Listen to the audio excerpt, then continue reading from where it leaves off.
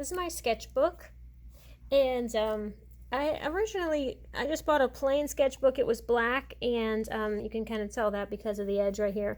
And I wanted to paint a scene on it, so I ended up painting it white, but then I don't know, it just sort of became like my palette, and I would wipe my brush clean on it, and I would doodle on it. So this is kind of what it ended up being. And then the cover started falling off because it was just a cheap one, and I had opened it and closed it so many times, and I was sort of storing some papers in there at one time and kind of forcing the binding to crack a little bit. And so I have this weird funky Halloween duct tape holding it together, but it works, and now I don't have to worry about the cover falling off when I opened it up. And I want to do a little sketch today. So I've got a lot of weird stuff in here. Some stuff I did as a class, or was using it to model a picture that I was going to be teaching. But then there's other stuff that's just whatever, whatever I felt like doing, or I was trying to sketch out something, or kind of come up with something, design for whatever. So what I'm going to do today is I'm going to draw my cat. So I'll show you one that I did. The style of the cat's going to be like this. So this is one of my cats, Fiona. And I like to take pictures of her. She's really photogenic, and she'll stay really still for photos, and she'll stare off. And so I like to take a picture of her really close up, and then I will draw her in pencil, and then I go over her with marker, and then a fine line, maybe Sharpie or some kind of a drawing pen. And I do her in different colors. I don't know why, I just like doing that. But I really liked trying out these. You can tell kind of where this started in my sketchbook, but and it does bleed through on the back. But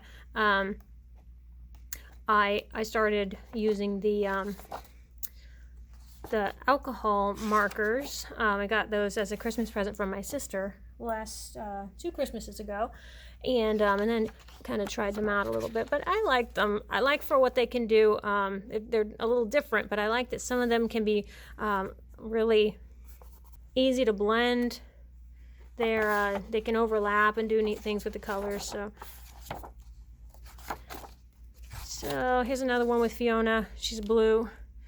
She's two-toned. She's a black and white cat, so I just pick 2 colors and I do her that way. That's just a weird thing I like to do. So that's what I'm going to do today. I'll just go ahead and get a new page, and sometimes I'll slip a piece of paper because this is just thin paper. This isn't anything like really thick, sturdy. This isn't watercolor paper or anything like that. So sometimes I'll slip a piece of paper behind here just so that, because these markers bleed so badly, so it doesn't bleed onto the next page. So I'm going to slip some paper, just a thin piece of paper under here. I'm just going to take a pencil. I don't use anything really fancy. I don't buy all the nice art materials. I don't spend a ton of money on my supplies. I just have a regular pencil. I don't know what this is even. This has got a smiley face on the eraser.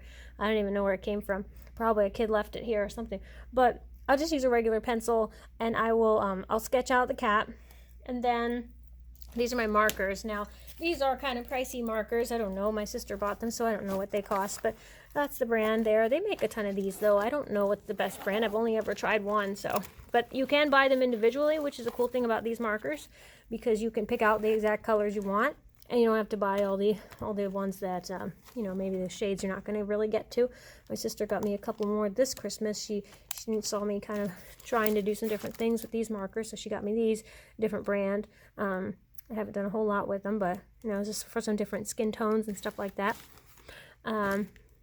They have a double side, so you've got I'll show on the other one, but it's got the whatever side this is. Oh, the fat side on one. Look at the chisel edge, so you can do different effects and have a straight edge if you want, or just a little corner of it. And then it's got the fine line on the other side. So this one looks really bright, but when you draw with it, it doesn't come out looking all that bright. It's more like what you see on there. So it can be a little deceiving when you just look at the color of the felt tip, because it doesn't always look exactly like that when you start coloring. So then you'll see me, after I do the pencil lines, I will use one of these. I also have them in the same bag because they fit. I just have a pack of these markers. There's a whole bunch of different kinds like this. These are just art markers. There's all kinds of different brands. I'm not sure what kind of brand this is here. Let me look. Let me roll that over so you can see. Yeah, just a regular, kind of a waterproof marker. Now, they're waterproof on something like this, meaning that if I draw something and then the marker is still wet because I'm using these alcohol markers, it's not going to bleed onto it. It's not going to spread out or look weird. But you really can't use something like this on a non-porous surface because it will wipe off. It's not going to be like a Sharpie or anything permanent. But there's all kinds of brands of these, and this is a multi-pack, and they have the different sizes for the tips. You can buy these individually as well. The one I like to use, just kind of a medium one. It's not fine, but it's also not like a brush tip or anything like that. So here's the brush tip, just to show you the difference. Is the thickest one, but it's sort of like almost looks like a paintbrush. There's that. And then there's the tiniest one, which is also fun to look at. This one here.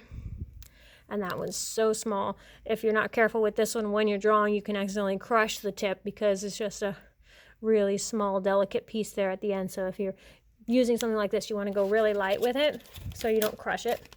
But I'll just use a medium one. I go somewhere in between, the 0.5.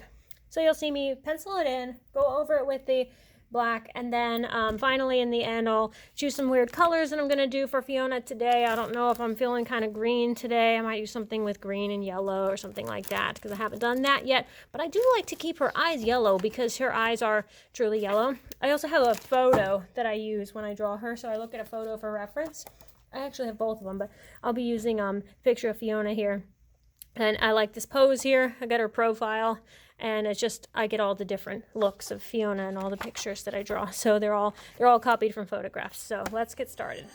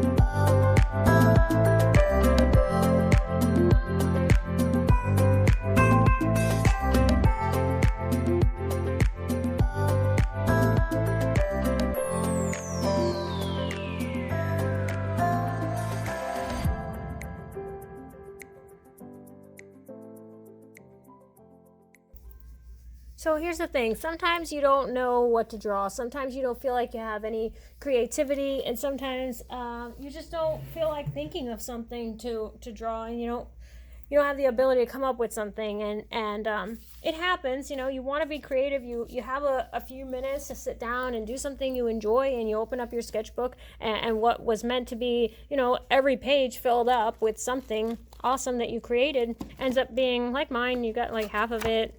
It's been sitting on looking at this book for a couple of years now, and half of the book is still not even filled up. So, you do need those times to just sit and relax and do something a little unstructured and not worry about if it looks perfect. And sometimes you don't want to mess up a page because you think, no, I don't want to waste it on a drawing that's not going to look that great. So if you don't have any ideas, just reference a picture. Just get a picture of something.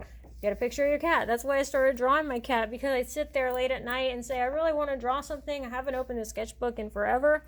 And then you sit down and you can't even come up with anything to draw because you're tired, and all your creativity is zapped because you used it all at work and trying to solve problems and everything else in your life. And the thing you enjoy doing, you don't have any time or energy left for. So then I would just take out, a picture of my phone, and I just have pictures of the cats or whatever you end up taking pictures of. And then the things you take pictures of are the things you enjoy, the things you like. So, you have pictures of a person, you can practice drawing a person and try out your skills with that, because that's always something people can, improve on all the time. It's hard to draw people, it's hard to draw faces, or draw your cats if you don't have any other ideas. But don't waste an opportunity to be creative. Just because you don't have any ideas or don't know what to draw. Just get something and copy it. And it's in your style, so you're not cheating, you're not copying someone else's, you're copying a photograph and you're doing it in the way that you want to.